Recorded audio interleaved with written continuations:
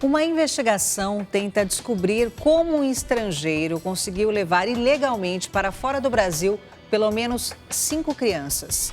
Para fazer isso, ele comprava documentos de mães de outras crianças. Uma delas conversou com a nossa equipe e contou porque aceitou a proposta do criminoso.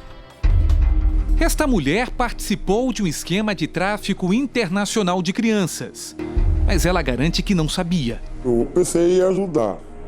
Diz que precisava de dinheiro e vendeu para um angolano a segunda via de um documento da filha, de 11 anos. Ele falou, eu pago você 250 só para pegar uma guia para trazer as crianças para cá.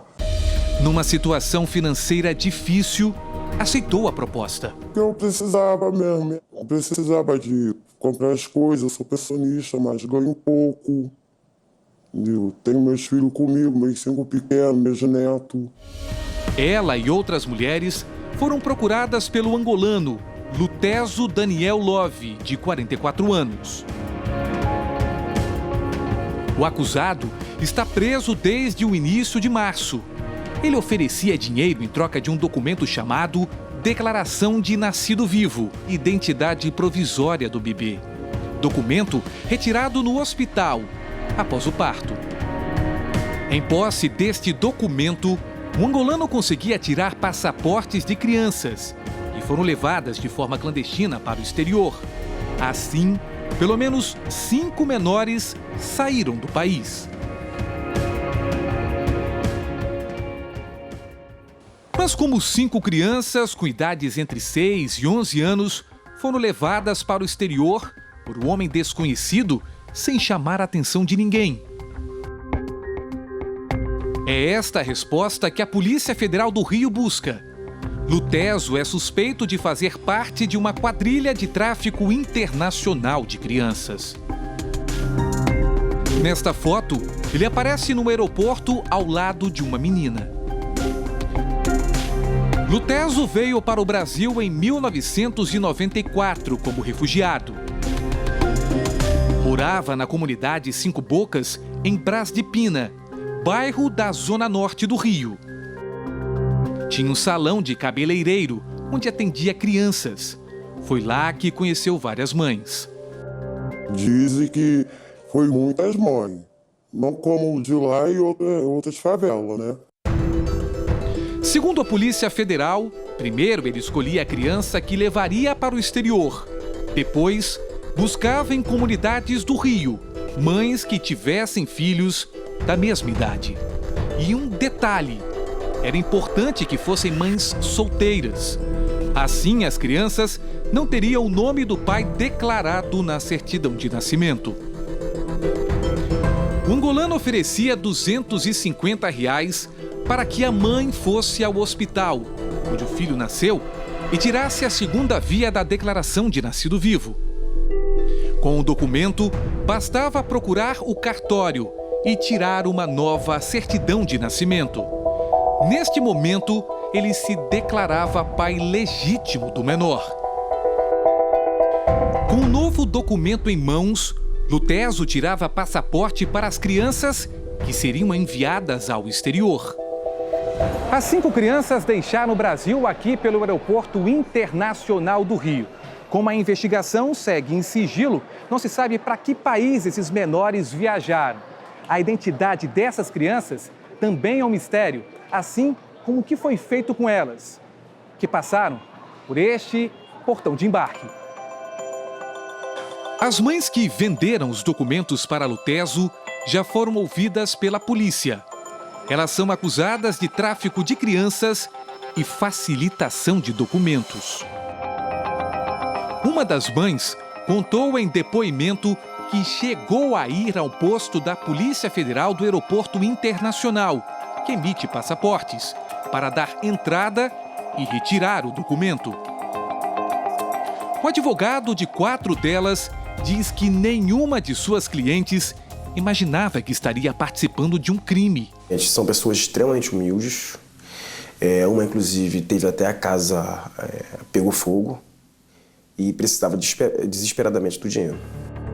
Outra mãe que foi ouvida pela polícia contou que Luteso perguntou a idade de seus filhos e, tendo em seguida dito que a declarante devia pedir a segunda via da declaração de nascimento vivo, principalmente dos filhos mais novos. Ela também afirmou que Luteso não falou para que precisava de tais documentos. Segundo as mães, o dinheiro só era pago depois que elas assinassem alguns documentos. Eu tive ciência de uma das minhas clientes que ele pediu que ela fosse a um cartório e assinasse uma série de documentos. Ela não sabia nem ler nem escrever, assinou, mas não sabia o que estava assinando. Eu assino de qualquer jeito, entendeu? Mas eu não sei ler, não sei escrever. A prisão de duas mães não foi decretada porque ambas assinaram sem saber ler. Outras duas mulheres, que quase caíram no golpe, também prestaram depoimento. Para algumas delas, o angolano disse que, com um documento, traria crianças de outros países para terem uma melhor condição de vida no Brasil. A Polícia Federal já sabe que as 5 crianças traficadas para o exterior não deixaram o país juntas. E o fato do angolano aparecer como pai de menores, de idades diferentes e filhos de mães também diferentes, não passou despercebido pela imigração brasileira.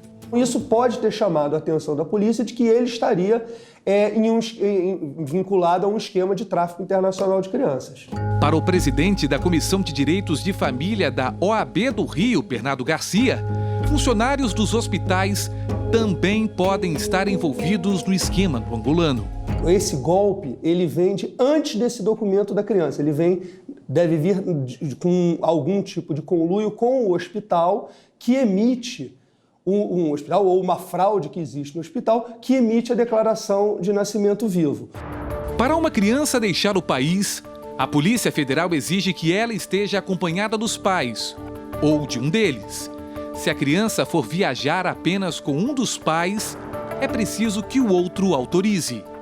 A autorização específica para esse caso deve ser feita em cartório, com firma reconhecida. Se a criança for viajar com outras pessoas, também é necessário a autorização de ambos os pais. Mas esses cuidados são insuficientes. É o que afirma este perito em falsidade documental.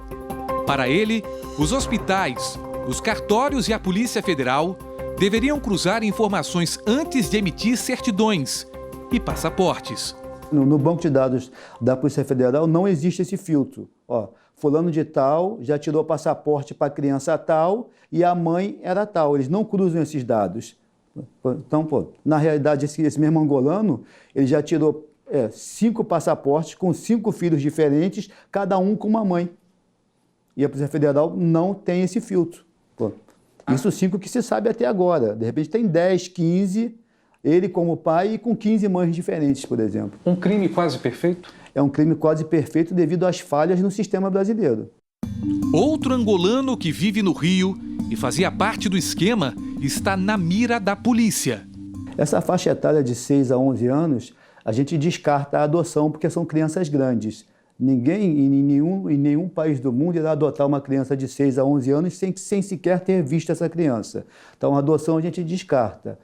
O mais provável é que essas crianças estão sendo usadas ou para tráfico de órgãos ou para abastecer redes de pedofilia no exterior.